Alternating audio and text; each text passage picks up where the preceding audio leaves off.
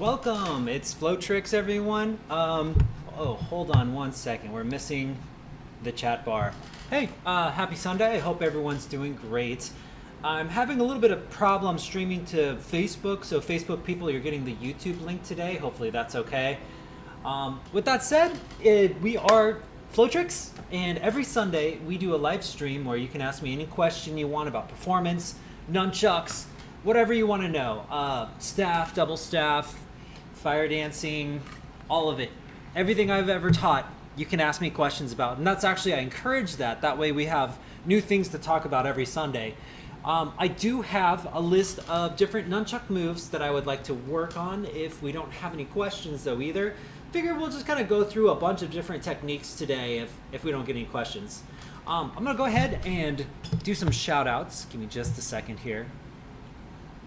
All right, first off, I want to give a shout out to Blaze. He was there the moment the stream started. What's up, Blaze? And hi-ho, Wisconsin Joe, and Jacob Arnold, and Alpha Zero Omega. What's up? What's up? What's up?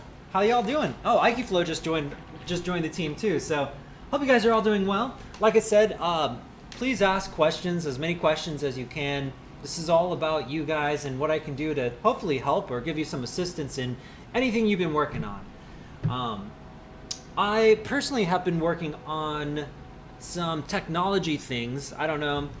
I have a Instagram page.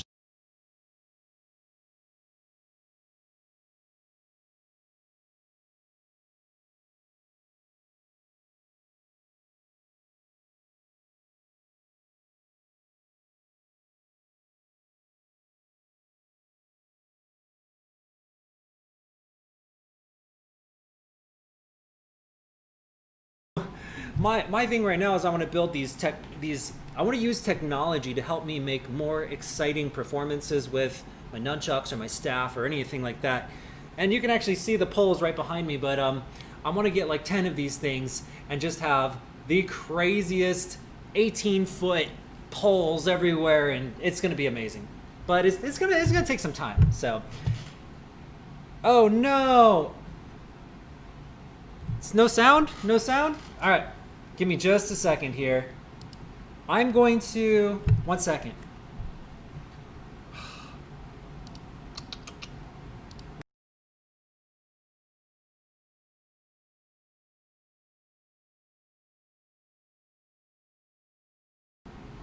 All right. How's this? Can you hear? I hate it when that happens. Let me know if you can hear. Oh, okay.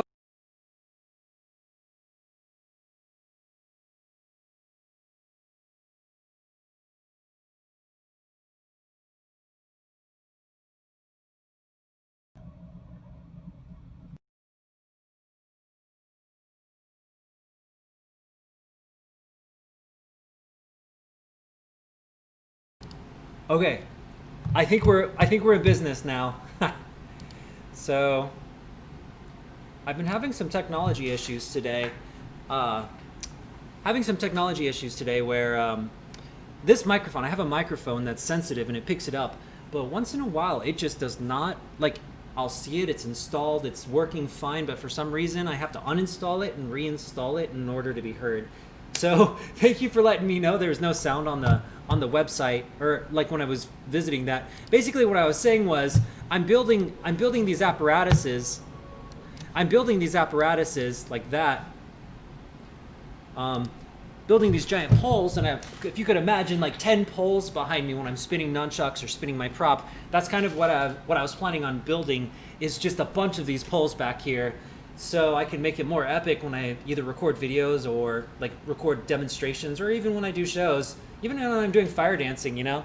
Cool thing is these poles can go up to about 15 to almost 20 feet, so I can have these huge LEDs that come up pretty high. I think it's gonna be pretty cool. So, okay, I'm gonna go ahead and read off the comments, and then we're gonna get going here. I'm just gonna go off of, I have a list of all these nunchuck moves that I think, I want to see how many you guys know, and we'll go from there. Yeah, I'm pretty excited about this LED pole. Again, for me, it's like I could be spending my time working on new techniques and whatnot for chucks, but at this particular moment, I will get back to chucks, of course, too, but at this particular moment, I want to start building atmospheric things to make shows look even bigger or videos look even bigger. Just create more presentation, you know? All right, so let's see here. Hi-Ho says, I can finally watch this live. I'm usually at work and watch when I'm on break. I always have to go back to the recording, though. Cool. And Jacobo says, spread the word of Ken Hill. Yes, I will have a book soon. You guys can spread it that way. Kidding. Oh, hey, Uncle. Sorry. Haliko, sorry if I butchered that. Want to say hello to you. Sorry, I'm just totally butchered that. No, I feel horrible. Anyways, Ivlo, you got a new camera? Looks clearer today. Maybe it's the lighting. No, what happened was I had a friend borrow my lighting, and so we were short of light for the last couple of weeks. It was more like this. We were short of light a couple of weeks, and one light makes a huge difference, right? So she got her lighting system back. I got my lights back, and I feel like everything's a little bit cleaner, which is awesome. Gregory says, gotta say thanks, Ken. You inspire me. Always go harder and practice. Much love from Canada. Oh, that's great. That's great to hear. Man, that's probably the best thing we can do for each other is challenge each other to go further without making it a negative thing. And I really want to reinforce this because I have a Facebook group. If you go to Facebook, there's an official Flowtricks group, and we have 3,000 members or so. And usually everyone is very good. It's kind of like it's like a second family almost, where you can share your videos and whatnot. And we actually, a little bit recently, we had some guy that was being a total troll, and we just kicked him out quickly. But we do have an official Flowtricks group, and I think it's really important that we always, even if you like see someone's flow and you don't like it, it's always important to try to support one another, because I think a lot of times we're all self-conscious about our work to begin with. So I have very little tolerance for people that bully, people that are that are very critical. Even when I see someone that spins and I don't necessarily agree with it, as long as they're not being dangerous, I always feel like there's a way that you can help educate or even inspire. And if they don't want to do it the way that you do it, it's perfectly okay too. I think it's very important to approach it that way. But if you go to Facebook, or if you have Facebook, you can look up the official Flowtricks group, because boom, that guy that talked like that, he was kicked out pretty fast. But we do have some pretty cool videos, pretty cool posting that happens on the Flowtricks page. So again, if you have Facebook, official Flowtricks group, just look that up and you will find it. All right, let's keep going here. All right. Cool. Wide awake sounds good. Okay, it cut when I switched the screens out, but I think it works now. The LED pole looks killer. It looks like a light theremin. It feels like a light theremin too. 2 years I've been working on like programming and technology and whatnot. What's interesting is a lot of the technology that I learned was from when I built the Flowtricks website, and even though it didn't work, I had all this programming knowledge that I was able to apply, but now in a totally different field. So it still works really well. Let's see. Alpha says, been doing Eskrima training as well. That's awesome. So like Kali then? But now I have blisters all over my hands. Can you recommend anything for recovery? Unfortunately, I don't know too much recovery from blisters except for time. There have been shows where I have blisters and I have to perform, and I just tape it up and throw in some ibuprofen and go for it. But I can't say that's the recommended way to do it. In this instance, you might want to talk to a doctor, or just change your hands. Unless both your hands are blistered, go ahead and just change your hand, or change the setup a little bit, because you can still work something, I'm sure. Even with nunchucks, if you have blisters on the lower part of your hand, you can work on finger rolls, for instance, until your blisters go away. I don't think blisters last too long, so I feel like it's just a short little break that you can do for it. Yes, Halikoa. Okay, perfect. Thank you. I remember you told me before, and my brain just was like, how did he spell that last time? That's awesome. That's awesome. Jose Pedro from Brazil, welcome. And hi, Great Master Ken Hill. Well, hello. Good to see you. Good to see all of you. Well, good to see my camera and kind of seeing you guys. I wish I could actually see you guys in real life. Could you imagine the dojo we could have if all of us from around the world gathered together? Like this is part of the reason why I wanted to do a world tour. Now, I've done 3 Costa Rica retreats, and I think that was great. But everyone had to come to me. I think next year, I've talked about it before, but I'm going to talk about it again. Next year or the year after, I'm still planning it out. I really want to travel the world, come visit you guys, show you some tricks, watch what you can do, and just have a blast. Do some fire dancing, you know, performance stuff, martial arts stuff, all kinds of fun. I just think it'd be fun to jam with y'all. Halikoa says aloe vera gel will help soothe blisters. So, thank you. I appreciate that. You know me, I'm just like push through it, but that's definitely not the best answer. I can tell you that. So, if you guys have questions on anything at all regarding performance, training, nunchucks, staff, 2 nunchucks, 3 nunchucks, kind of, or whatever, be sure to ask, because this is a live stream, so the whole purpose of this is to help you guys. But with that said, I do have a bunch of techniques that I've typed up. I figured it'd be fun to go through, so I'm going to go over some of these and see how many of you guys know. I'm not going to teach it as much as demonstrate it, maybe give a very brief explanation. So let's see how much of this you guys can do. If you want to practice along, that's totally awesome. We're going to start with some of the passes, and I'm going to go through, not all of them, but I'm going to go through quite a bit of the passes that are going to be on the encyclopedia. The whole reason why I wrote this thing was because it was for the encyclopedia. All right, so we're going to start. I'm just going to go down the list. Whoosh.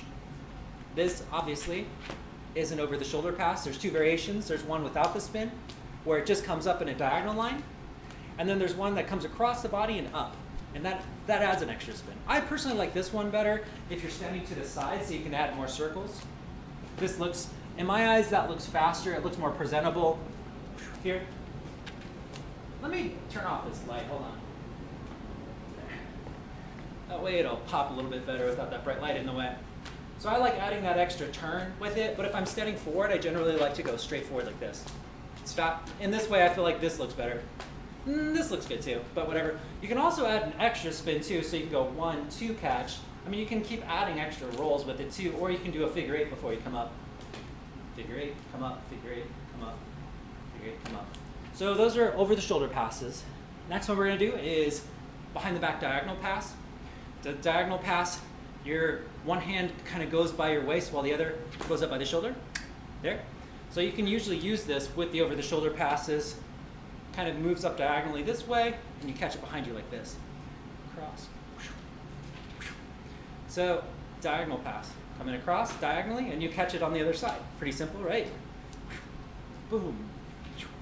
You can combine these together a lot of times. Do this, go in a diagonal pass, go back, etc., etc. So that is, then that's, so you got the over shoulder pass, and the 3 variations that we worked on. The diagonal pass.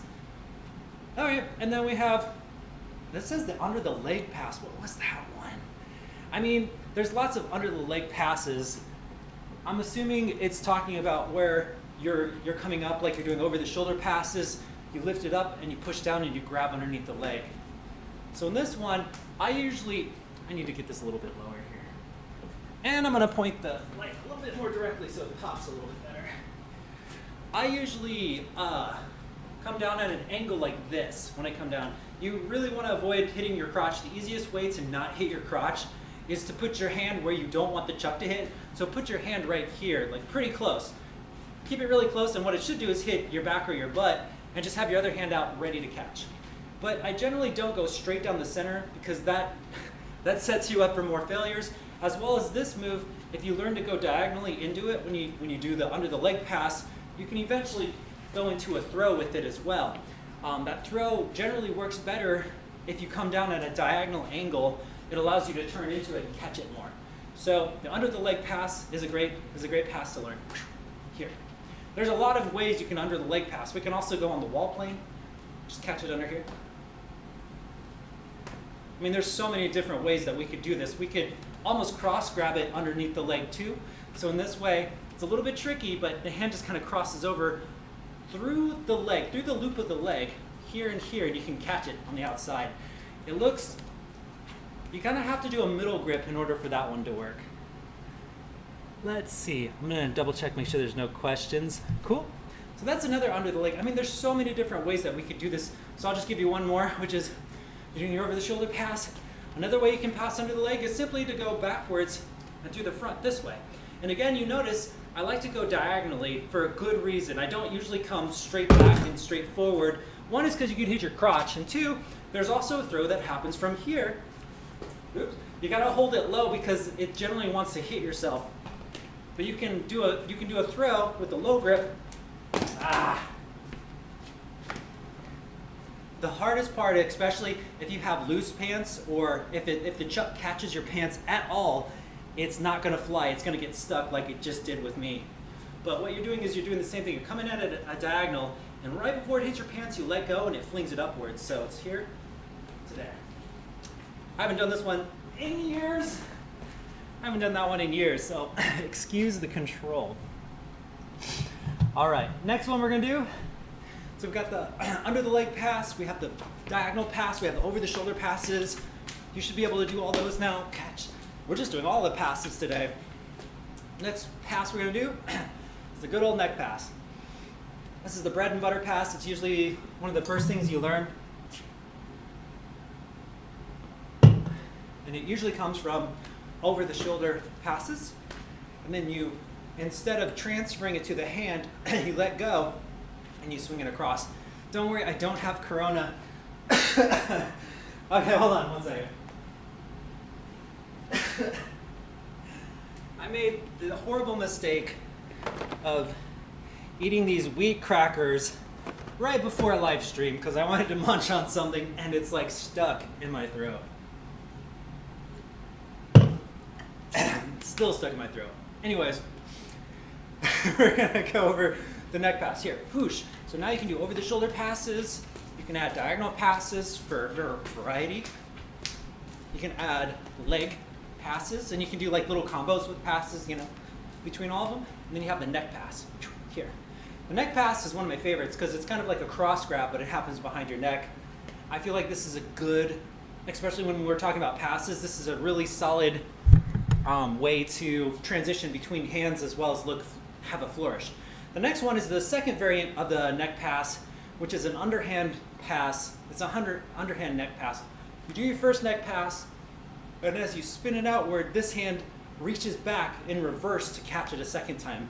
You can practice this by simply going there. So it'll be neck pass to neck pass. Because you're in reverse grip, one of my favorite things to do from here, of course, is to wheel my elbow through my head like this, and then we're gonna do a back to front roll and go into hyper. So what I did there was neck pass, pulled my elbow through like this, pushed it down to create a back to front roll, and then I did this hyper redirect, which we've worked on a long time ago, which is number 3 bounce, lift it up, pop it over to the tricep, and catch it. Boom. Now, if you're just joining us again, I'm just demonstrating techniques and giving a very brief explanation. I want to see how many of them you guys can do. I'm going over this very quickly, but ultimately, if you have questions, this live stream is for you guys. So if you have questions about anything, I'm more than happy to stop running through these techniques and answer them. I'm going to check these occasionally. I'm going to check the messages occasionally to make sure no one does have questions, but I highly encourage you all to ask away. Matter of fact, I'm going to check right now, make sure no one has any questions. Thanks, Chris. Ike Flow, definitely up for the trip. Oh, great. Looking forward to it. Diagonal pass is difficult to get smoothly in reverse. Oh, yeah. Are you talking about this diagonal pass here? That one's a tough one, yeah. When we talk about diagonal pass, I was just going from top to bottom, but there's a lot of ways that you can pass diagonally. And I think one of the hardest ones is you're going to pull more into a low grip, and you're going to shoot down by your hip, but you're going to try to angle it up towards your shoulder. This requires a lot of visualization and a lot of work. Just to, what you should try to do is one, of course, use padded chucks, and the other is to imagine the tip of the chuck as you're swinging behind you and make sure that you can try to get the angle just to land in your hand. At this particular point, don't think about catching it, just think about hitting your palm. The moment you can hit your palm, see if you can close over it to pull it over. That is a difficult, in terms of passes, that's probably a little bit more challenging because how many times are you using a chuck to wrap around your back and get it behind you? It is a sweet one though, for sure. All right. I'm gonna keep going here. So that was the second variation of the neck pass. The next one is the under the arm pass. There's two variations of this one too, same side and opposite side. So we've done over the shoulder passes. What about an under the shoulder? What does that look like? Well, it's gonna go the exact opposite. If we're doing the same hand, I usually generally drop to a mid grip again, and this hand gets ready to check. The easiest way to do this when you're first starting is to pull it under your armpit so the top of the chuck comes across, and then to just pin it down with your hand, let go, pop it through. So, like that. Again, let it drop over the top, grab it, pop it through. The other way, the one thing I like about this one is you can basically pop it this way, and then you can do another move, which is an under the arm pass, but it's an under the shoulder pass, but it's on the opposite side. So you can pull it through from the back and grab it again, creating an infinite pass. So if I stood over here, you can see I get this pass to happen here, and then this hand pushes over to the top, and you can do this infinitely. So get the catch here, get the grab here. So there's two motions, top, top. And that's gonna be a whole nother ballpark between the passes. But yeah, so you have two different ones. You have under the arm where it's on the same side and you grab over to the top like this, and then you do it on the other hand too. And then you also have one where you cross your body, which you just saw, where it comes down diagonally, then it pops up straight up from there. And this one is probably a little bit more similar to the under the arm passes that you're used to seeing. It's because it's very similar to this move, the over the shoulder pass, except it's just backwards. And it's not bad to go over it. If you miss this catch, you have ways you can get out of it. You can try to work out what do you call that? Gosh, I can't think of the word right now. The chicken wing. You can try to work out a chicken wing if you miss the catch. Grab it here, chicken wing, grab, throw, come out of it. Or if you miss the catch too, like say you try to grab it and you miss it, you can let go, grab on the inside, pull it across your back, and swing down. So you still have options even if you miss this catch. Oh no, missed my hand. Well, just come up with a creative way to get out of it without people realizing that you did it deliberately. When that becomes second nature, no one will even notice that you made a mistake. So here to here. And then we're also working the under the arm pass with one side, which will be, we push it down like this, we catch it with the other hand, and then we do the same move, the under the arm pass that we just worked on, and you can just revolve between the two. Some people can do this really fast, not me. And again, if you mess up, then you can think of all different kinds of ways to get out of it. Just come up with something creative. The trick is not if you make a mistake or an error in judgment, it's how you recover. So you want to be able to recover well.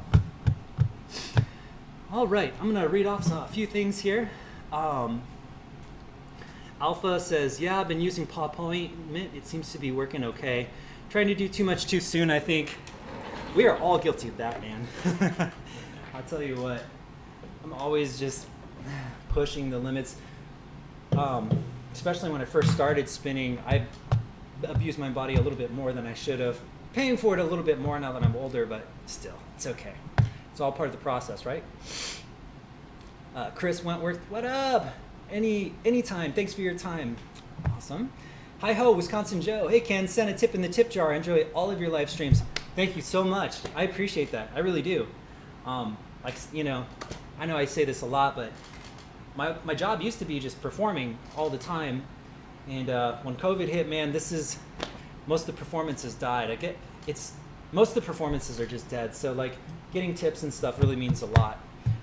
So I don't have to, work fast food or some other job like that. It really helps. And it feels good too to be able to help you all. So yeah, thank you. Chris, dude, you're an inspiration, like new generation Bruce Lee. Peace out, my man. Learning flow tricks still at the moment. That chicken wing. Yeah, the chicken wing's a lot easier to do. Not from that move, but more from just in motion. So the chicken wing's kind of tricky to do at that particular moment. The easiest way to learn it is to do a pass over your bicep and then just keep it going.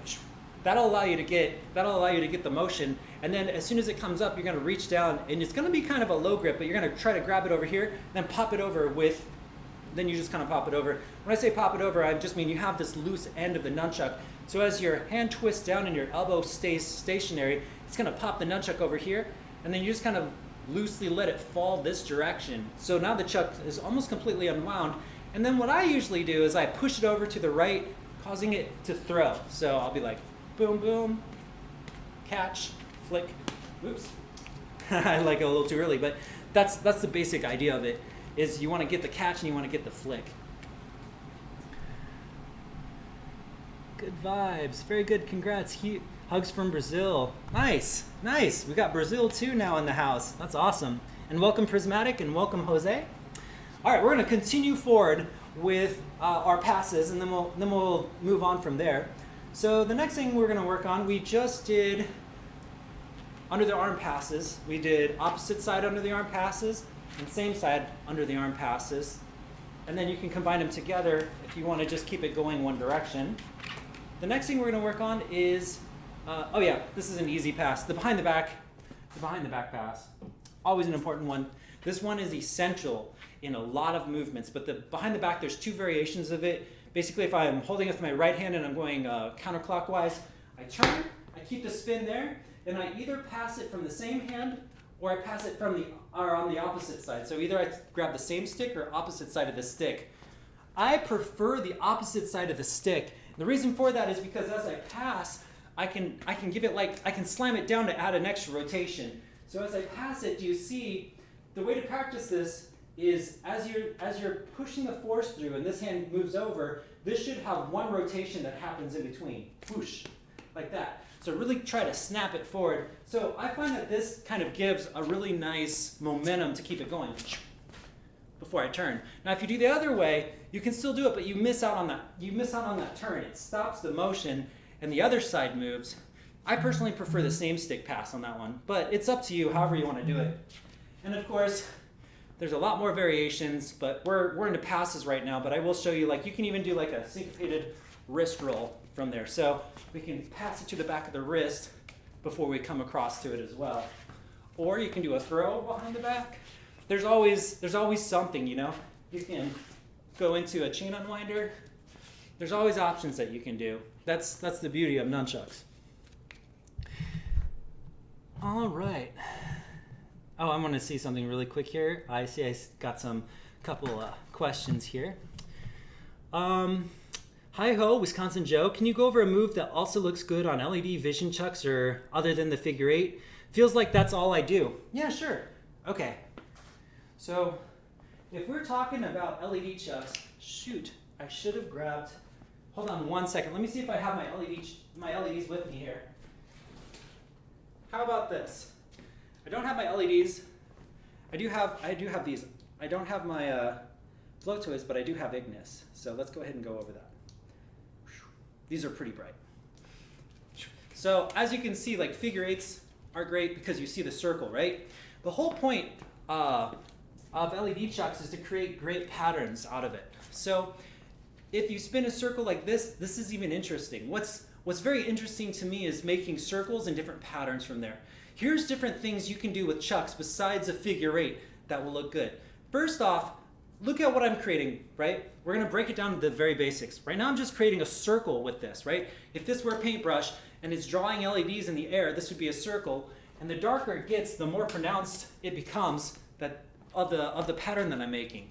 Now, things to study obviously is gonna be just a standard figure eight because you create the circle, but also start thinking about things like stalls, stopping the motion. So you're spinning, stop. Just hold it there for a second, stall. So working these kinds of motions out can greatly enhance the effects because you're now thinking about the patterns you create. Again, if you're making a circle, stop it for a second. There's a couple stalls that work really well. I'll show you a basic one, which is you spin it in a circle, and the moment the chuck is kind of sideways like this, right? So if my chuck is spinning counterclockwise right now, the moment it's over here, my hand is gonna move over the top and it's gonna stop at the exact point where this was. So I'm gonna show you again. If my chuck is spinning like this and it's over at this point, I'm gonna just hold my finger over where that point is. Once it reaches this point, my hand over here is gonna drive up and stop exactly at that same point where the finger was originally. So as we go here, it's gonna kind of dip over and down. Now, if I had weighted ends, it'll stall a little bit better, but this is just a nice way to start.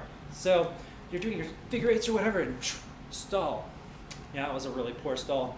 And then a way to start it back up is by, you can either like throw a leg out and do a very light bounce, or you can just smack it back in motion, right? For nunchucks, I feel like down stalls are a little bit trickier, but up stalls still tend to be nice and tight, so I'll show you this one too. This is also a good one. Again, we're doing our figure wrist rolls, rah, or whatever, and then all of a sudden we just throw a couple up stalls. This is to change the pattern. As you see, what happens is it makes the pattern, but then it stops and creates like this line. So circle, circle, circle, line, and back to circles.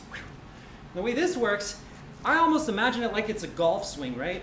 So if you have a golf and you hit that ball, there's that snap that happens as it comes up. In the same way, if you have the chucks here, I'm swinging downward, almost like in this U-shaped pattern, but the moment we hit the crest, like the very bottom, and it starts to go up, we really flick into it, and it's almost like we're pushing our chucks upwards. So here's how it looks. We're here, the moment the chuck almost hits the bottom, I'm gonna push up into the chuck. So if my chuck is here, as we start to go up, I'm gonna try to get my thumb straight underneath the chuck so it ends up straight. So here, to get this motion, I'm really trying to get my hand to swing under the chuck. Again, if you move it up like this, you can get stalls like this where you're not under the chuck, but you can see it looks a bit sloppier. So what you really wanna do is as you're swinging down, if you stop here, you'll notice it still doesn't look quite as good. You really wanna try to get this hand to push the chuck forward so it ends like in a straight line upwards. It's a lot easier to do with poi than with the chuck in this instance, but what you will see is it has a really nice effect.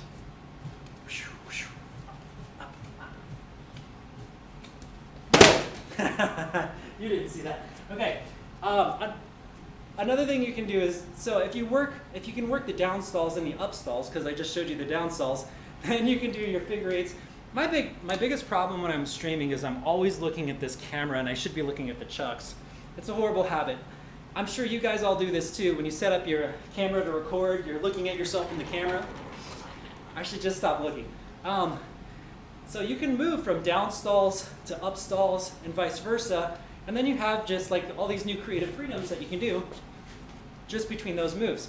Now that in itself is still only a little bit. You're just touching the cusp of what you can do. What we're basically trying to do is new ideas, new patterns. So even if I do rips, right? So even if I work rips, you're gonna notice this still makes a circle. To the average audience eye, it's not gonna be much different than this except for there's a stop, right? Because it's still making a circle. So if you do, make sure you really accentuate that stop. And maybe push it more in space. So do you see, instead of staying in the center where it's making the same circle, I now extend my arms when I do my rips. And then I stop longer so it doesn't make that same pattern. Because if I do this really, really, really fast, it's not much different than if I'm spinning it like this to the average eye. So accentuate, hold it out, whoosh, back. Now you have new patterns that you're creating. Right? So you have your stalls, you have creating more space, getting outside your chest. The last thing I want to show you, and there's plenty more, last thing I want to show you is adding anti-spins. I feel like this is also a really nice one. So you're creating your circles, which is cool. And then you're also extending outwards, which looks nice. You're doing stalls to create new lines. And then anti-spins basically creates a different kind of pattern. An anti-spin, I'm just going to assume that you've studied anti-spins, but with anti-spins we're creating almost like 3 or 4 circles, but they're moving in space. And I feel like with LEDs especially, they look fantastic. So if you haven't gone over the anti-spin, I'll go over it very briefly, but I have YouTube videos on it, which will be very helpful. And that's basically like, to do an anti-spin, the chuck is spinning one direction, but your hand is spinning the other. So if they're going in the same direction, we're going in spin. And that'll create the chuck looking more like this if my arm moved in a circle, which is still nice, still nice. This is more like how we get into our stalls, as we're going in with the spin of the circle. Our arm and the chuck are moving in the same spinning pattern, right? And you can also like extend your arm and be able to make more circles. But if we go opposite, what we need to do is time out the times that we move our hand. So we're going to create 3 points. We got a point here, point here, point here. I'm going to turn the light on just to make it a little bit easier to see. So we have 3 points, And I'm basically moving from these 3 points. Now, if we were to move it, what you'd see is my hand is going this direction while the chuck goes the other direction. And this is what causes the anti-spin to have this really cool, unusual flavor of looking like this. The way you eventually what you do is you do it like 2 or 3 times. So you're in one point, go 1, 2, 3, go to the next point, 1, 2, 3, go to the next point, 1, 2, 3, and you just kind of feel how this feels first in space. Because if you're not used to spinning outside your body, it feels very different than when you're spinning inside. It's got a different motion. You may have to put a little bit more up and down rhythm to get it to straighten out. The next thing you do is, as you start to learn that, you have to learn when to pull. And I usually say, like, if I'm here and I need to get over to here, the chuck needs to be in the exact opposite position. So when the chuck is here, I can pull this way. By the time I pull it, it's already spinning itself out of that place. But when I first start, here, and I pull it up. And then to get from this position to this position, the chuck's going to be over here. And I pull it. And then when the chuck's over here, I pull it back to the original triangle. 1, 2, 3, 1, and then all in one motion. It's still going to feel a little odd until you can do it all in one motion where the chuck is constantly moving. And I feel like this is just a great way to create more patterns. Again, with chucks, especially with LED chucks, especially in the dark, you start thinking about what kind of shape it's making more than what technique you're doing, because a lot of your techniques will look the same. So if you have a good variety of things, I would say make a good variety of patterns. Yeah. All right. Ike Flow, would be good to see some unusual staff passes if you have any good ideas. Unusual is a hard word because I'm not sure what I consider to be unusual and what someone else considers to be unusual are two totally different things. But let me think. What's a good unusual staff pass? Give me a second here. Okay, first I'm just going to go over a couple of them that are less known. We'll turn this one on too. Some less known staff passes that I like to do that I don't see a lot of people do. One of them is, of course, the behind the neck pass here. A lot of people will do this behind the back pass, but they won't do a behind the neck pass, which is over in the back. The cool thing about this move is the moment you do a pass, you can do a turn with it. It's very similar to when people do the behind the back pass and they turn with it, but they don't think that they can also do it behind the back of their head. So as you grab here, you can turn with it and go back.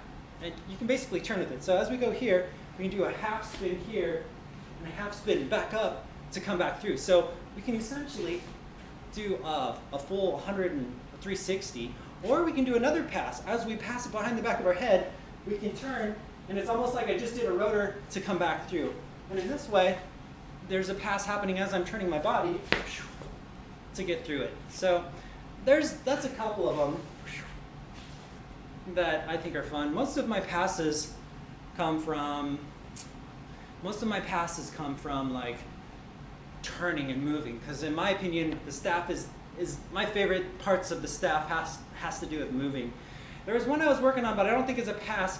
I'm trying to think of how it went. No, it's not. It's more of a pattern where I'm working with one beats where you have the staff basically create a circle without adding a second beat, so it's not a 2-beat. I'm working with 1 beats, but trying to turn with them, right? But then I'm thinking, well, what if I turned with the 1 beat, but it's like in this awkward spot? What kind of crazy things could I do, right? So, what was it?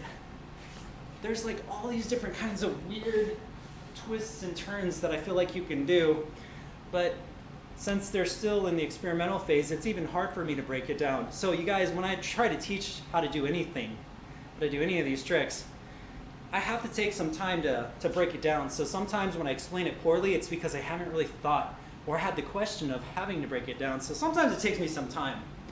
But I think those passes are kind of fun. Anything dealing with behind the back passes, I feel like can get a little bit fun. In terms of being in the front, I'm not sure if there's too many passes that I think are too weird. I mean, nothing that you haven't seen with nunchucks already, you know. I'm not really a big fan of doing nunchuck passes with the staff. I kind of like keeping it straightforward and then just kind of keeping the flow, keeping the circles going. I just like keeping circles going. So most of my staff motion is built off of turns and twists. Hopefully that one pass helped. I don't have a whole lot of other staff passes per se. Like I said, I just like to make weird patterns with staff and see if I can escape. All right, I got a couple more. I just want to make sure there's no questions. Otherwise, I'll get back to the techniques. Let's go ahead and read them off. Let me know, Aikiflow, if you want me to explore some more. I'm going to be kind of in the creative state as I try to recall what kind of staff passes I do know, or if we can even build one that I haven't done yet live. What's up, Santiago? Chris says, haha, wicked man, well played. Good, good. Hopefully that helps. Florets tutorials. I hope that helps, my friend. I thought that I would donate direct here. Nice. Just a second, y'all. I'm going to check on one thing here. There we go. All right, master a question. I'm sorry, I'm curious. You're very skilled. You're a good teacher. Thank you. Why do you not participate in weapon competition? If you participate, you'll be in first. So I have participated in tournaments. I did a local martial arts tournament here and won first place. And I was a part of Freestyle Forum a long time ago, and it was pretty interesting because back in the days that I did Freestyle Forum, which was a Nunchuck community, yeah, man, I practiced for 3 months and I was able to make it in the advanced category just because I was coming up with creative new ideas. These ideas now are considered to be not so advanced because it's become just kind of a staple in the flow tricks. For instance, the moon wave was something that hasn't been seen. So and it's a very easy move to do, but at the time it was just when people haven't seen it, it's more mind-blowing. I don't do competitions so much because, to be honest, I don't have anything to prove with competitions. I do want to teach martial arts dojos, so you think that I would do, I would go for that. But honestly, I'm pretty happy with where I'm at and where things are. I don't have when I go to a martial arts, even when I went to that tournament, I just felt like there was a lot of rules and things, and I just want to flow. To be honest, I make a living mostly as a performer, so I feel good, and I'm able to get out to the public with my performances, and I feel like they speak for themselves. So that's probably the biggest thing, is because I already perform, I don't necessarily need to compete. But I'm not saying that I never will. It just hasn't crossed my mind so much. Floyd's tutorials. I look like a crazy person in the side of the chat bar. Do you? Well, I don't think you're crazy. Hi-ho says I'm struggling with my anti-spin. Sorry, it says ant spin. I was thinking that would be a cool name for an ant. Ant spin. Can you teach me how to anti-spin? Thanks so much, Ken. Helps a lot. I'm trying to get more movement in my flow. Could you break down some turns or movements you do during performances or flow? Yeah, sure. Please excuse if the rain gets a little bit loud. Excuse it. I live on the top floor of an artist building, and the rain comes pretty heavy in here. It's pretty loud. So how do you turn with chucks? Let's go over a couple of them that are pretty simple. Right? The number one thing with turning with chucks is going to be learning how to do a figure 8 wrist roll. So you got to learn how to do a figure 8 wrist roll, and you have to learn how to do a reverse figure 8 wrist roll. If you can do those two moves and link them together, then you can do moves like this. This is all just 2 moves, and then I'm just extending my arm out.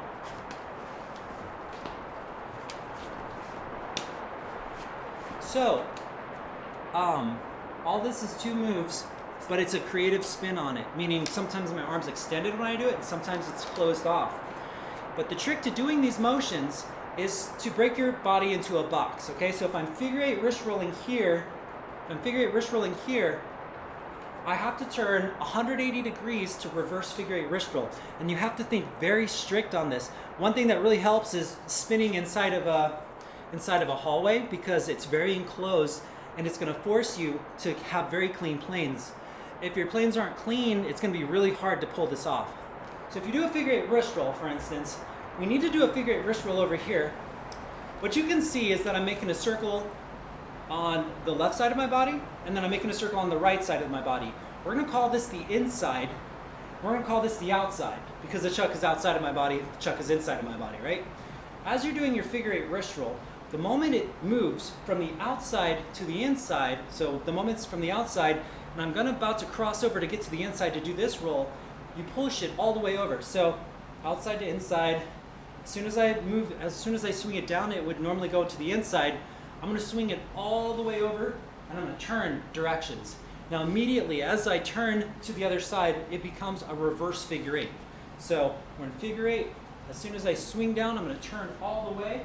And then what I'm gonna do is, as I'm coming up, I'm just gonna do a front to back hand roll. And then we start the reverse figure 8 on this side. So we're on the outside, inside, outside, inside. So let's try this again one more time. Inside, outside, inside, outside, inside of my body, outside of my body, inside of my body, outside of my body. The moment it goes to the outside of my body, I'm gonna swing it down, and now we're in reverse figure 8, and now I'm gonna do a front to back hand roll on the inside here, and then we'll go to the outside. So now we're on this side. I'll do it a couple times slowly, but when you can start learning this, you can start seeing all the transitions. You should be able to turn both directions depending on how you swing over to the other side, and that will open up a ton of movement options. So here, again, we're going over here. The moment I'm on the outside, I do my hand roll, I'm gonna swing all the way through to the other side. 180-degree turn, and then I do my hand rolls, but now I'm in reverse. And it's the same if I wanna come back. I'm on the outside of my body, I swing to the inside, and you're gonna notice my hand kind of swings over the top this time to get to the other side. That's because as we do the transitions, it's almost like there's a circle in front of me as well. So what I'm saying is, when I'm doing this, you'll notice that my hand, from the original figure 8, my hand kind of swings in the lower half of a circle to cross over into the reverse. And when I'm in reverse, it's gonna go over the top. So you can actually imagine that it's skating across a track that's actually a circle, but both times I'm just going over half the circle. Here we go again. It's here. And here comes the circle. As I swing down, here's half the circle from on the bottom side, and this gets me into the reverse figure 8 on this side, right? And it's going to be the same thing. As I come over to here again, now what we're going to do is the top part of the circle over here, and that takes us back to the regular figure 8. I'm going to do the hand roll, and we're going to go back to the regular figure 8. From there, you should be able to pop it and pop it again. And so just following that motion alone, you should be able to do this. Doesn't go over all the movement options, but that would definitely be a good start. This is something that can take weeks of practice, so don't feel like you have to get that right away, and don't feel bad if it's a struggle. Getting movement down is hard, but it is so worth it. It is so worth it to be able to get it. It's one of the high priorities, because when your body can open up, you can do a lot more tricks. You can also you can cover more ground. So if you need to move from one place to another, you don't have to stop spinning. There's a lot of great reasons why it's good to practice that technique. It's one of my favorites, highly recommended. It takes a little bit of time. Just remember, there's this circle. Invisible circles are around you all the time, and your hands follow those tracks of the invisible circles. It makes sense because Nunchuck is spinning in a circle, your arm is spinning in a circle, so just follow those tracks and you should be good. All right, I'm gonna keep seeing what we have here. Santiago, what good moves? Did you create them? I like to say I discovered a few of them, yeah. I didn't create any of them, and the only reason why I say that is because thousands of years have passed, and I'm sure someone out there already discovered some of these, and a lot of people, like a lot of the passes are common in martial arts, and other freestyle nunchuck artists have discovered them. I have quite a few moves that I probably discovered, maybe, I don't even know, maybe 50 or so, maybe a little bit more, but the odds of someone else discovering them before I knew it, but I just didn't know about it, are pretty high though. All right. Let's see, I paid for a super chat sticker, it's not showing up on the side. Oh, you know what it is? I can't see the super chat stickers I can't see anything with YouTube stickers on this chat, and that just could be my software may not be able to display it. I wonder if I'm actually on YouTube if I can see that. I'll take a look a little bit more in depth just to see. I'm just not entirely sure how the super chat thing works. We'll take a look at it though. Let's see, I like the turns. The hallway, I can't spin if it's less than 1 meter wide, but then doing turning motions allows you to move free even in such a narrow space. That's absolutely true. Even if you don't like spinning in a constricted area, it's so good for your planes. It is so good for your planes. Aikiflow, I know the top one, but you've given me some other ideas for some other things. Thanks. Awesome. Ken, a greeting to show off my friends. Do you know any words in Spanish? Unfortunately, I don't. I don't know too much Spanish. I mean, when I was in Costa Rica, I learned hola, but that's about it, unfortunately. Sorry. That said, let's get spinning again. Let me go back to the list and we'll keep going with new nunchuck tricks. All right. So the last we were talking about were behind the back. Like we did the reverse, we had a syncopated, and you know, I'm actually gonna go to the LEDs today. Why not? Next thing we're gonna work on is, actually, let's go back because this is gonna be a pass that. All right, this next pass is kind of a weird one. I don't really have a name for it.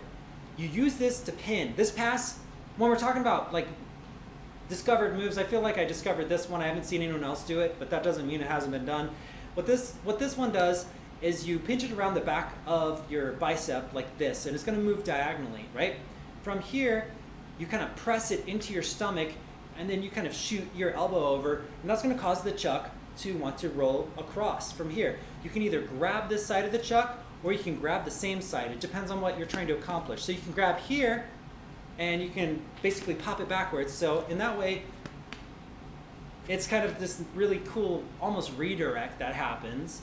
And the other, you push it so you can get a grip on here and just turn it into a front grip. I generally do this. You probably see me do this when I do that really high aerial. What I'll do is I'll get it behind here, I'll pinch it, I'll push it over, and then I'll just pop it straight in the air into a big throw. It's one of my favorite moves, especially with fire, to the pinch, lock, load, throw.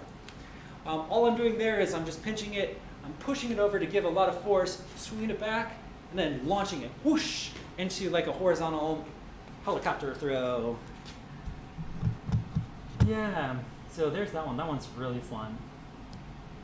Let's see, what else do we have here? Behind the back to over the shoulder pass. Oh, I don't want to do that pass. We'll do a different one. Hold on. All right, we have the one-handed waist pass. This one is kind of a tricky one. You're basically pulling the chuck. You're pulling the chuck in front of your body, and then as it starts to fall, you catch it before it drops. So pulling it across and catching. A lot of times you can get it to roll across your hip, and you're going to try to catch it before it falls. It's good to get like a little bit of a motion so it makes contact with your stomach before you do it. I find this is a bit easier than the two-handed one because this one requires a little bit more aim, but this one also I feel like is a little less impressive. Now what you'll also notice is I'm going to a very low grip. I'm waiting for the chuck to wrap around the stomach, and then as it starts to wrap, I grab the other side. I can let go and grab the other side. The other one, the two-handed version, is where the hand is behind here. So the hand is, my left hand is on the right side here.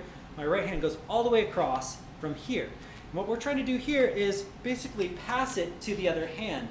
So the way that this works is we're kind of aiming upwards diagonally, but momentums and gravities just kind of let it fall directly into my hands. So we're kind of making a U across the stomach in order to get this one to successfully go through.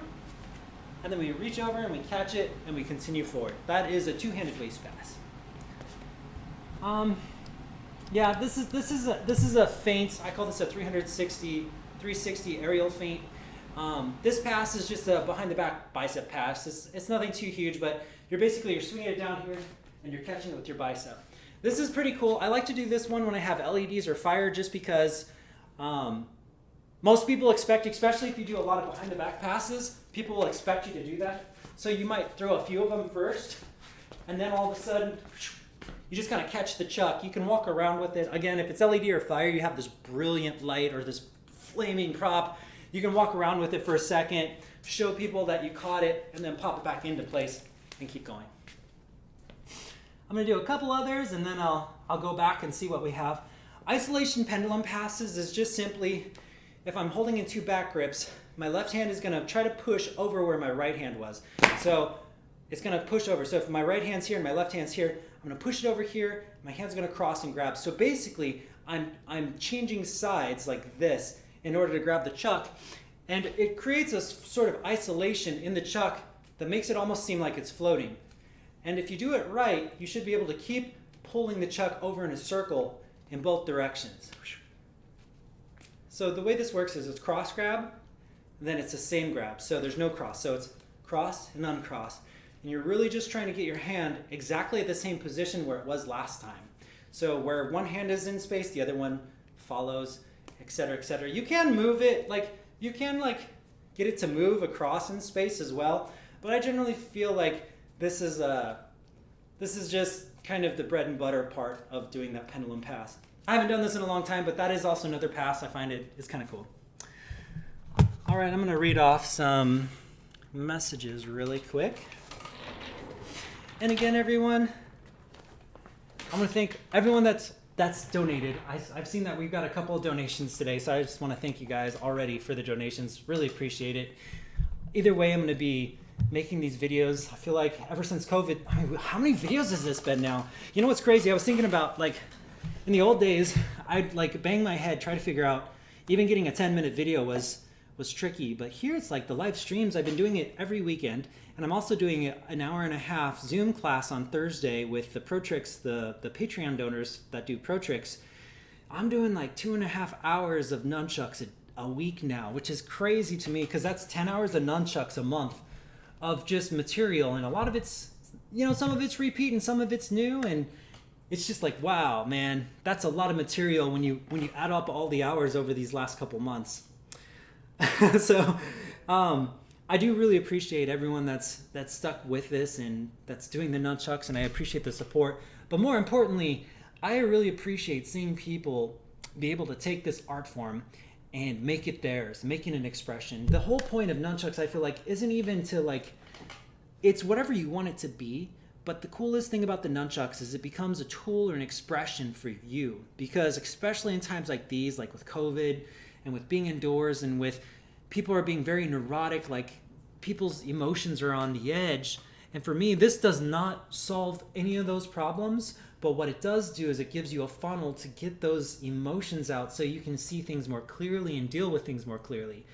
And in my eyes, that's one of the most important things in life. It's not whose side you're on yet. More of, do you have the clarity to see everything that's in front of you so you can choose whatever you want to choose? But are you doing it level-headedly? Are you able to do that? And I feel using expressions or nunchucks or spinning or any of that is a great tool for that, because it gets out. You're having a bad day, you spin and you feel better, right? You're having a great day, you spin and you feel better, You feel sad, you can spin and you can feel better about it. Just play the right song and get in the right frame of mind and get in the right flow, and it works. So if there's anything that I really appreciate, it's being able to share what it's done for me and seeing how it affects other people. So keep spinning, keep being awesome. This is not the end. Sounds like this is the end of the video. It's not. We've still got about 15 minutes or so. I just thought I'd share that. Anthony says, also the serials, the pattern you use is very similar to hip reels on the left and right side. That's correct. Nocturnal, when did you first start practicing nunchucks? So I've started practicing about 13 years ago as in art, but then I did martial arts for 13 years prior-ish, about 13 years. And I did nunchucks back then too, but I did it as a weapon. So I'd probably say a few years as a weapon over the 13 years of the martial arts training, and then 13 years of just training it as an art form. I think it's been 13 years. It might have only been 10 now that I think about it. I think it's 10. I don't even know anymore. I know it's been a decade at least, though. Yeah, so I've been doing it for quite a while now, and I don't know. It just keeps going and going and going. Even if I learn no new moves, refining the moves I already know or putting it into a performance are two totally different things, which could take years on both. It's kind of like, when you see those swordsmen and they only know a couple sword moves, but they spent their whole life. Those sword moves are awesome. they're just awesome. But it's the same thing with these flow arts too. Some people know a great deal of moves, right? And then there's some people that only know a little bit of moves, but they're so refined in it that there's a level of control that's really hard to miss. Like it's hard to duplicate. You know, kind of like Bruce Lee. Like a lot of people know how to throw a punch, but man, that guy could punch. His punches were different. He trained to, you know, is the repetition.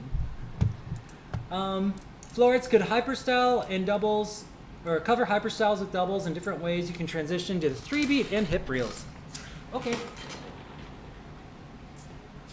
So, hyperstyle with doubles, I generally suggest that you try a different route. Number one, I don't usually use heavier chucks with hyperstyle just because it beats you up a little bit more. If foam, you know, straight foam chucks can be helpful with this particular one. But if you're talking about hyperstyle, there's really two ways to do it. One, you can cover the general, like the hyperstyle that we do with single chucks, which is usually the table, which is 1, 2, 3, 4. You can do that with these too, but they're going to be a little bit trickier. You want to work the crank position, and you can do the same thing, but you have to kind of do it over an extended arm. So as my arm extends, you can bounce one like this, right? So what you want to practice is just going 1, 2, 3, 4, right? 1, 2, 3, 4, 1, 2, 3, 4. And then what you're going to do is you're going to change sides. This hand's going to, your right hand's going to go into a circle. It's going to punch forward, and then you're going to try it over here too. You're going to go 1, 2, 3, 4, right? Right? And then we're going to go back. And see if you can just switch back and forth between these, right? And then there's different patterns you can do just with that. For instance, every time you bounce, switch hands. So maybe here, here. See what I'm saying? I don't even know. Or do 2 bounces, I don't know. 2 bounces here, 2 bounces here, 2 bounces here, 2 bounces here. And now what we're doing is we're just playing around with the different times that it bounces. If we go 1, 1, 1, you can see that even like 1 bounce changes the way that the chucks bounce, or you can go 2 or 3. So now what you're going to do is just kind of play with the different ways they bounce while you're spinning the chucks.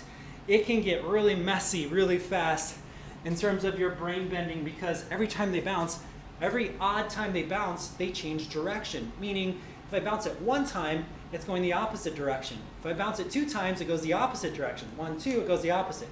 1 time, or same direction, I'm sorry. 1 time is opposite direction, 2 time is same direction. So if you want the chucks, if you're doing weaves, and you want to keep doing weaves, bounce your chucks twice. 1, 2, we can go back to weaves. 1, 2, weaves. 1, 2, weaves. If we only bounce it once, you can't go back to weaves. I'll show you. We bounce it, and now we're going opposite direction. You can't get back to those weaves because this is not the setup for weaves. Weaves are, they're both going in the same direction. So keep that in mind. If you need to transition between these motions, count your bounces. Again, if we're doing weaves, we do 1, you can go into split opposite hand rolls. If you bounce it again, we can go, oops, I did a hand roll, sorry. If you only do 1 bounce again, oh man, it's my habit just to throw in that hand roll. Now let me see. Yeah, that's crazy. My muscle memory is getting in the way of me being able to teach this. But theoretically, if you do 1 bounce, it'll allow you to transition between weaves, bounce, and hand rolls, bounce. And we're back to weaves. See, there we go. So we're back to weaves. We do 1 bounce. We're going to split opposite hand rolls. And we do 1 bounce, and we go back to weaves. You can see that working, right? But if we do 2 bounces, even if I'm in split opposite hand rolls, it will stay in this form. So we have this going in 1, 2, and we can still keep going with it. 1, 2. No matter how it bounces, 1, 2. So I'm doing different bounces here. So another thing to practice is trying different bounces. Now there's more to it than that. You can make 2 bounces happen simultaneously if you do both chucks, but it will change the direction even though it'll be the same one. So now if we're doing this motion, just bear with me, right? If we bounce both the chucks at the same time, boom, right? So for instance, if we're over here, we bounce both chucks, they're going to go the opposite direction, but they're still going to be in same time. And it's going to be the same with this too. If we bounce it, it's going to go in opposite directions like this. So if you're coming down with chucks like this, right? So this time we're doing the exact opposite. If both chucks at this particular moment bounce, bounce, then it's going to go up, and we can go back to our split opposite hand rolls. And if you bounce one, then we can go into weaves. So yeah, that's kind of, hopefully I didn't lose you too much. There's basically the chucks are either going in the same direction or they're going in opposite directions. That's really all it boils down to. I'll show you a really fun one. This is one I like to do a lot, which is doing a weave like this. And then as we move it over, one's gonna be we're basically gonna bounce. We're gonna kind of tuck our elbows together and they're gonna simultaneously bounce. So it'll be like this, bounce. And what happens is the moment this bounces, you see this one bounces underneath the delt, and this one bounces on the top of the delt. I'm gonna pull my elbows away, and it's gonna allow me to do a reverse figure eight on the other side. So figure eight here, or 3-beat, I'm sorry. Come over here, twist it, bounce, and then we're over here. Twist it, bounce. If I need to do it, now I already told you, and you probably already know this, but if you need to go the same direction, bounce it twice. So if we go over here, we bounce it. If we bounce it again, we can go right back to that same 3-beat. Bounce, bounce, we're back. If we're in reverse, it's the same thing. Bounce, bounce, we can go straight back to the reverse. So if we bounce it once, it'll just take us to the opposite. The 3-beat will be the reverse and vice versa. But if we bounce it twice, just like everything else, it returns back to where it began. And this doesn't have to be this bounce. I just personally like this bounce. I think it looks nice. You can practice this bounce. It does kind of wear on your delts a little bit though if you do it too much, just because there's a lot of force coming from these chucks. But I mean, there's a lot of different ways that you can like just continually bounce these chucks. There's a lot of different ways that you can do these bounces. But the technique of one bounce changes the direction, whether you're either, I wish I could just write this down. If you bounce both your chucks once, you just change the direction. So if you're doing a weave and you bounce both chucks, then you have to do the reverse direction, right? If you only bounce one, then you change the direction again, but it's going to be my brain is drawing up blanks. One is the direction, but the same type of motion. So if you're doing weaves and you bounce two, it's going to be weaves, but the opposite. If you only bounce one, then it changes the direction in terms of if you're doing split opposite hand rolls or same time, you have two different ones. I'm sorry, I butchered that really badly, but I hope you're able to see this. If I had a diagram, it's super easy to show, but me trying to describe it, especially when my brain's not being able to pull the right words right now, comes with the age, has been really difficult, so my apologies. Hopefully you got that though. Right, Jose says, thank you so much. You're most welcome, you're most welcome. Pierre sent you a tip, thank you, I appreciate that. Thanks for helping me get started, one of the best teachers. I feel like you pioneered a new approach to Nunchaku and your dedication is appreciated. I really do appreciate that. Like, it means a lot. Every single donation I know comes from someone that I know it helped. And just know that, like, the donation helps me too. So thank you so much. I really appreciate that. Anthony, you started saying you want an army of ninjas. Well, here we are. You're a ninja, Gaten. Yeah, I did. When I first started, I said I wanted 1 million ninjas. Even though my YouTube channel has like 6.5 million views now. So I think we've got some ninjas. I just want to meet you guys all in person. I think that would be really cool. I want to create another, the moment COVID gets better, we're going to do that. We're going to do that world tour. And even if people can't do, like, if it's still too far from some people, we're going to try to find a nice location on top of that. Maybe, I don't know, and do some sort of getaway on top of that. Maybe like we'll do a special place in the Bahamas or something just for fun too. I don't know. We're going to do something though. I definitely want to meet you all though. Okay, I'm sorry if I mispronounce this, but Shehe says, hey Ken, hypothetical question. If you want to add a new flow tool to your repertoire or expand a flow tool you're not best at, which new tool would it be and why? So, a new flow tool would be interesting. I personally would probably try to build my own. I don't know if you guys have seen, but I have built my own flow props before. And for me, there's nothing more satisfying than like grabbing something that is unknown and exploring it. That's actually why one of the big reasons that I love Nunchuck so much is I get to explore new things. And when you see me working things like this, like, you know how I was working on this thing where I was being able to create light patterns with my hands? Me being able to create that is because it's just something I haven't seen before. So I love exploring and coming up with new ideas or new thoughts that people have never seen. So generally speaking, like, I've played with other props, obviously with staff, double staff, sword, rope dart a little bit, but I would want to build my own because I have fun. I'll show you a prop that I did build if you haven't seen it.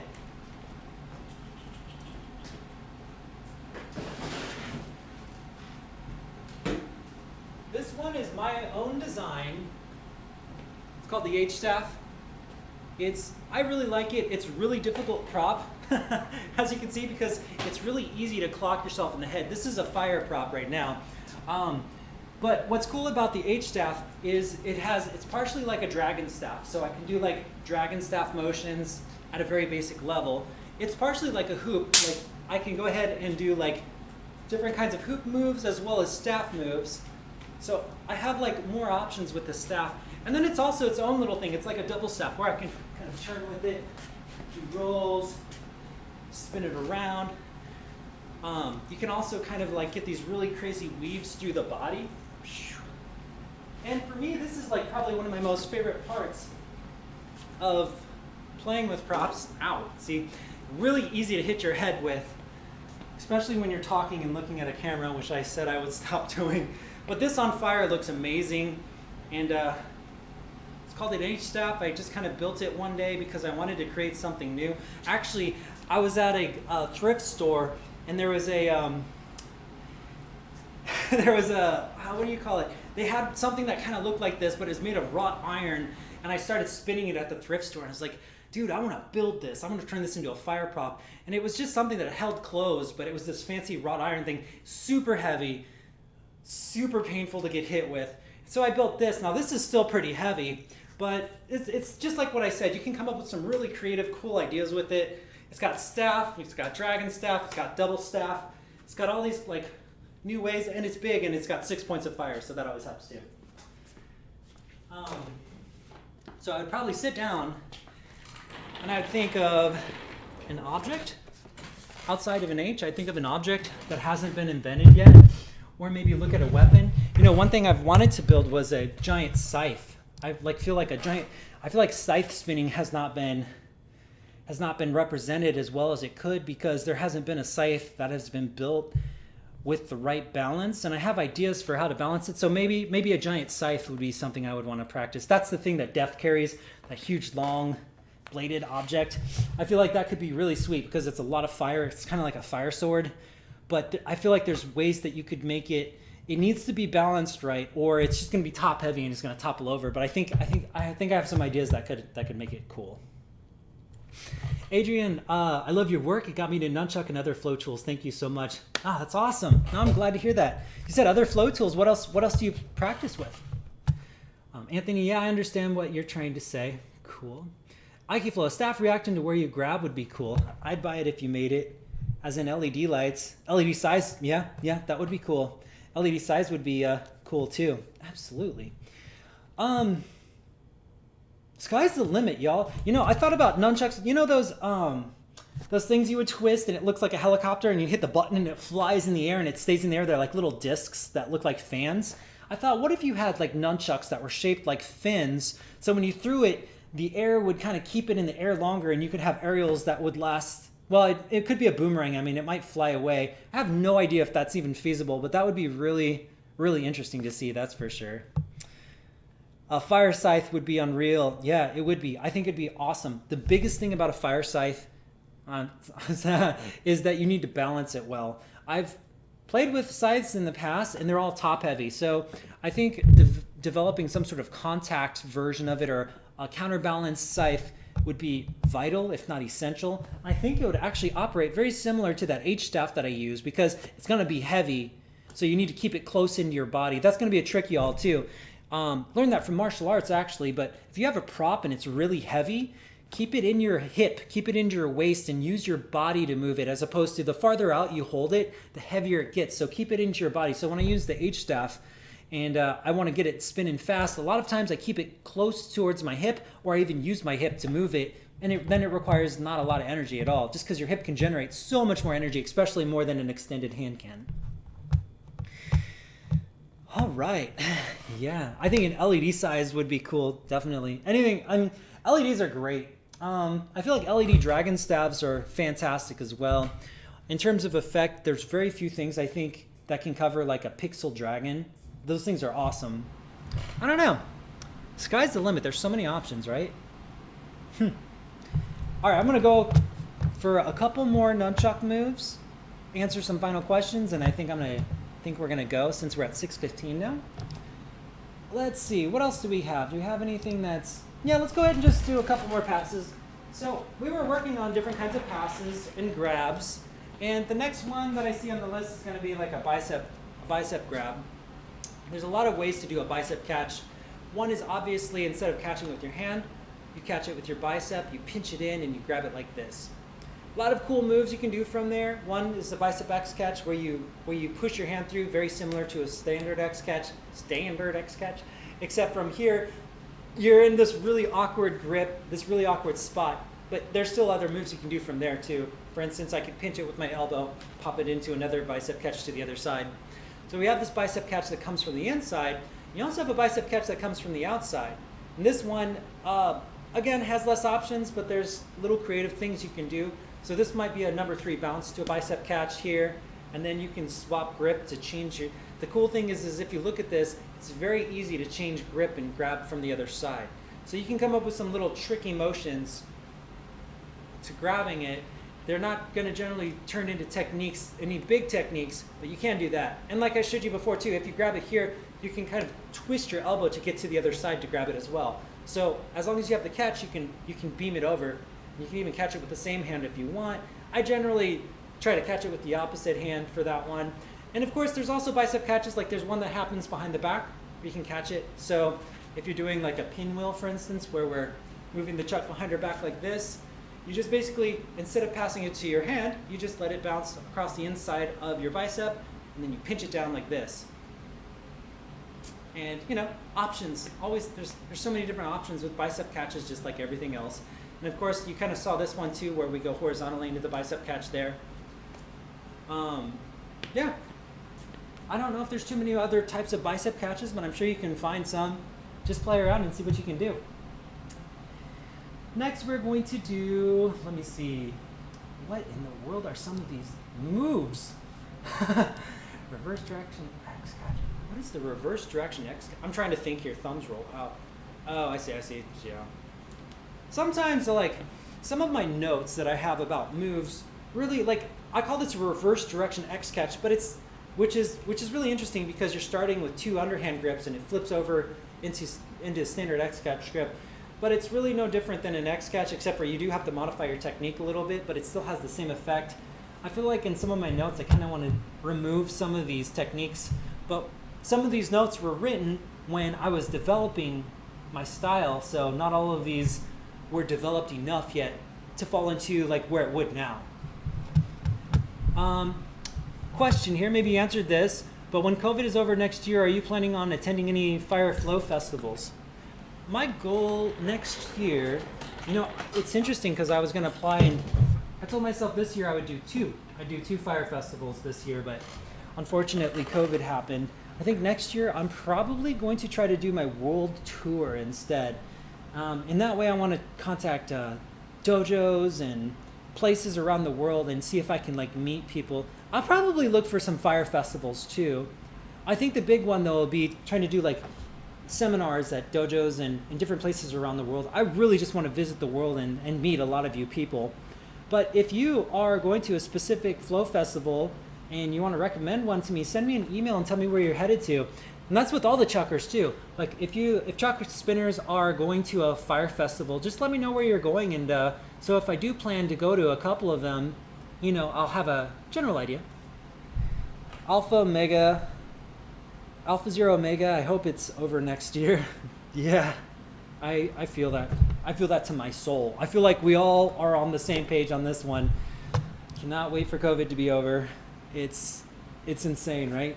It's like we've gone almost the whole year. I mean, we're past half. Well, I guess we're past the halfway mark, and it's like this whole year's just been feeling like COVID. Anyways, with that said, though, that's why we have Nunchucks. That's why we have Flow. Got to keep busy. I hope you guys are all doing well. I want to thank you all again, especially those that are joining me, but also the people that are missing it and watching this video on my YouTube channel later. Thank you for watching. If there's anything that you need, ken.flowtricks@gmail.com. Send me a video. We can review it on next Sunday. Otherwise, like I said, thank you so much for your donations. Just want to push this out again real quick. We've got 2 ways to donate. One is paypal.me/flowtricks. That's for a one-time donation. It just helps me keep going. Again, this is kind of my primary job until COVID calms down. Performing is not necessarily as easy as it used to be.